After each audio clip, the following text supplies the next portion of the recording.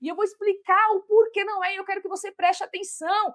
A dependência emocional é uma distração de Satanás para te roubar da dependência do eterno, porque a dependente emocional, ela depende do outro, ela acredita na cabeça dela que depende de Deus, mas no fundo não depende, porque ela fica com mais medo do outro abandonado do que o próprio Deus.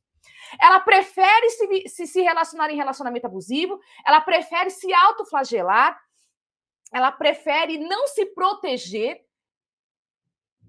depender do outro, confiar mais no braço forte do ser humano, que é esse outro, do que do próprio Deus.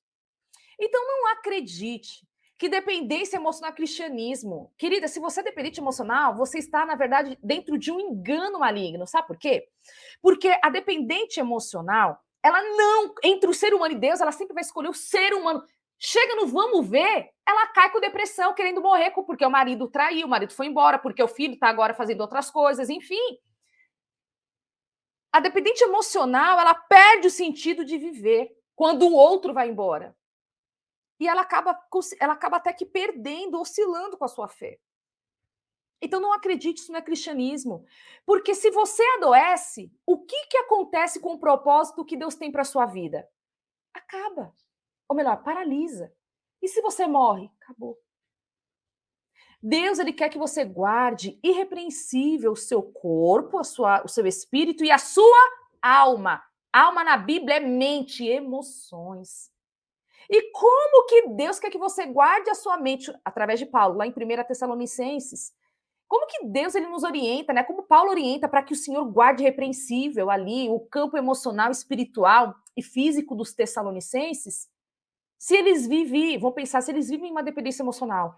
Dependência emocional adoece. Como que algo que vem de Deus vai te adoecer? Mentira! Tudo que vem do Senhor não é para te trazer dor, é para te trazer bênção e alegria. Dependência emocional não é cristianismo. Vivo para o outro. Você, presta atenção.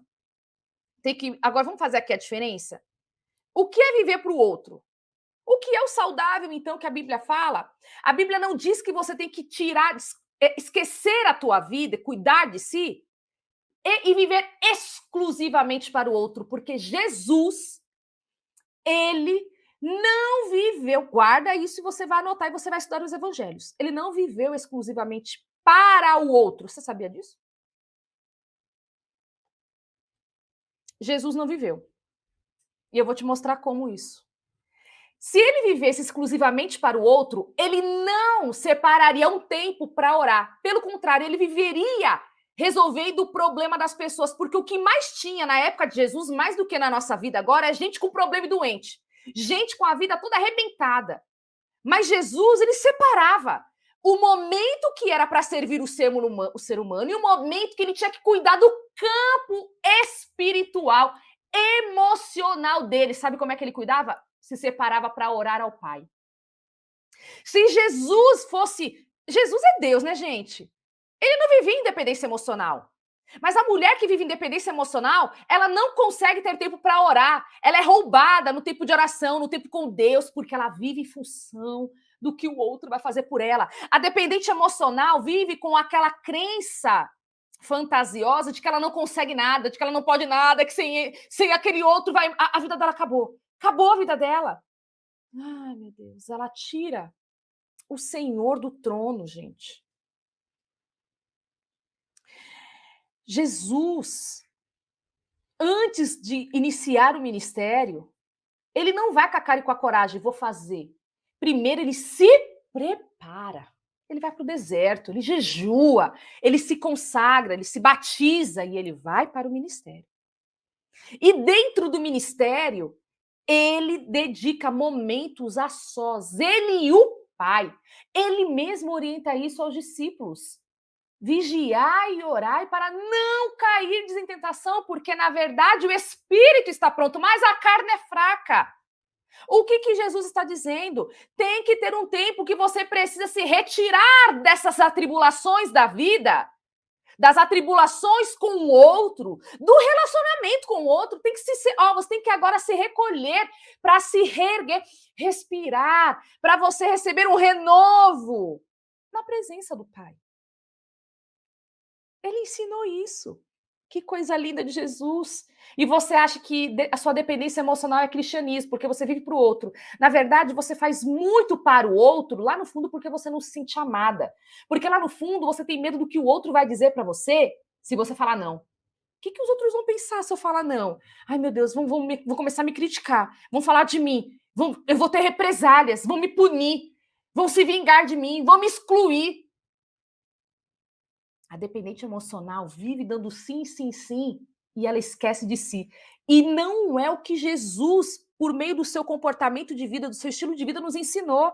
Ele nos ensinou que você tem um momento para todas as coisas, como diz lá em Eclesiastes. Jesus nos mostra isso. O momento em que você vai ter um tempo com os seus amigos próximos, o momento que você vai ter aquele tempo de ter um prazer, de ter alegria, de ter ali um momento de um hobby, um momento de prazer mesmo, né? Quando ele vai lá para o casamento em Caná da Galileia. Deus é um Deus que é uma festa, aquele momento de alegria. Jesus tinha um momento em que ele ia, o judeu ele preza muito pela mesa, pelo alimento, comer junto. Então, Jesus ele sempre teve esse prazer. Jesus ele ia para o campo de batalha, liberar cura e libertação aos oprimidos, aos doentes. Mas havia um momento que Jesus não trocava por nada. O tempo que ele se retirava para cuidar de si. E como que Jesus cuidava de si? Ele cuidava de si buscando a presença do Pai. Se ele tivesse que desagradar todo mundo, ele desagradava para viver para o Pai. Isso não é dependência emocional. Agora você usa a sua dependência emocional acreditando que isso é cristianismo, você está errada. E o diabo, infelizmente, ele está usando esse trauma, essa defesa emocional, para te distrair, para você não ter tempo de cuidar de si, porque ele sabe que se você só vive para o outro, você vai chegar uma hora que vai adoecer. Jesus, como Deus que é, na condição de ser humano, mas Deus, como nosso Criador, ele sabia, em carne humana, que ele tinha que ter um tempo para ele descansar, até para dormir, lógico, né? Tá no meio da tempestade, tá Jesus dormindo, descansando. Era noite, ele se recolhia para orar, se recolhia para jejuar, para ter um tempo com o Pai, para cuidar dele. Então, a partir de agora, é preciso que você traga isso, guarde isso no seu coração. O diabo distrai a mulher de Deus para que você viva para o outro e aí você perde o olhar e a atenção para a guerra que está acontecendo na tua casa, na tua família. Porque uma mulher que é dependente emocional, ela vive para alguém. Ó, vou anotar aqui. A dependente emocional, ela vive para alguém. Não é Deus. Não é Deus. E nem é por ela. E aí tem que tomar muito cuidado, porque quando nós vamos trabalhar, eu lembro até hoje, né? Várias clientes. Quando vem problema de depressão e ansiedade, tem dependência emocional em algum nível aí. E aí é muito engraçado que as mulheres, elas falam assim, e a maioria é tudo cristã, né? Do método Viva, da mentoria Viva, as minhas clientes. Dulce, mas eu vou estar sendo egoísta se eu não fizer para o outro. Olha só, a cabeça da gente, a nossa mente, ela mente, como diz o nome, e ela vive nos enganando. Então, para você dar uma desculpa para viver nesse trauma, você diz que você é egoísta. E você não quer levar o rótulo de egoísta, não é isso? Então você prefere agradar as pessoas. E você cuida mais do outro do que do templo do Espírito Santo, que é a sua mente. E uma mente doente, como a dependência emocional leva a uma doença, a dependência emocional leva a você definhar. Esse adoecimento aqui leva a adoecimento no corpo. E aí eu te pergunto, e o Senhor hoje te pergunta, o que você está fazendo com o templo do Espírito Santo, que é o seu corpo? É a sua mente. Ou você acha que com uma depressão você consegue fazer a obra? Você acha que com uma depressão, com uma crise de pânico, você luta contra o diabo? Você fica paralisada, estagnada. Você até tenta viver o ministério, mas você anda um pouquinho, o diabo vem com um turbilhão de ataque. Acabou, irmã.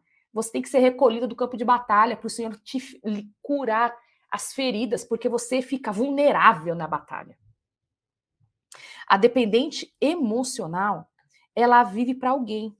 Sabe quem? Geralmente, vem comigo que eu vou te mostrar. Aqui, ó. Geralmente para essas duas pessoas. Vive para essas duas pessoas. Aí eu te pergunto, irmã, Filhos vão embora. O que vai ser da sua vida quando o teu filho for embora? Tem mulheres, eu já vi uma moça dizer para mim, eu não quero que meu filho case. Engraçado, você é tão egoísta, mas tão perversa que você casou, teve filho e agora você quer privar, ensinar o teu filho para ele não casar?